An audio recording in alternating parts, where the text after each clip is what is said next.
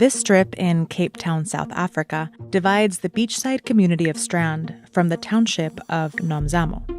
They're only a few meters apart, but the people on each side live very different lives. Nomzamo is majority black, while the area across the line is majority white. The color of your skin here often determines where you live. It also determines your quality of life. For decades, South Africa was under apartheid, a system that wrote segregation into law. A white minority controlled where non-white people could live, work, exist. Many were forced out of their homes.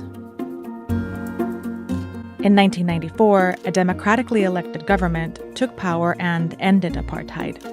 It was supposed to be a new beginning. But a lot of the country still looks like this. And that's because South Africa's legacy of racial division goes back centuries. The Native Lands Act of 1913 pushed Black people into these areas, only 8% of South Africa's land, and restricted them from owning land everywhere else. Between 1949 and 1971, the all-white government passed 148 laws solidifying apartheid.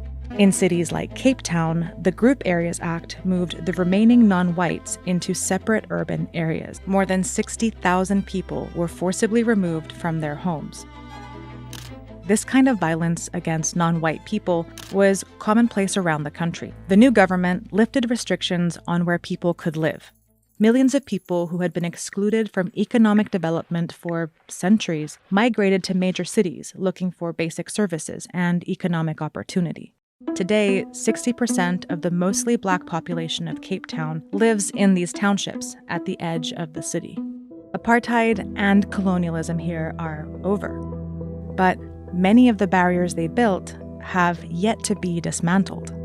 The kind of psychic scars that's left on individuals and on communities, we haven't begun the work of saying, how do we live together, right? In the face of that history.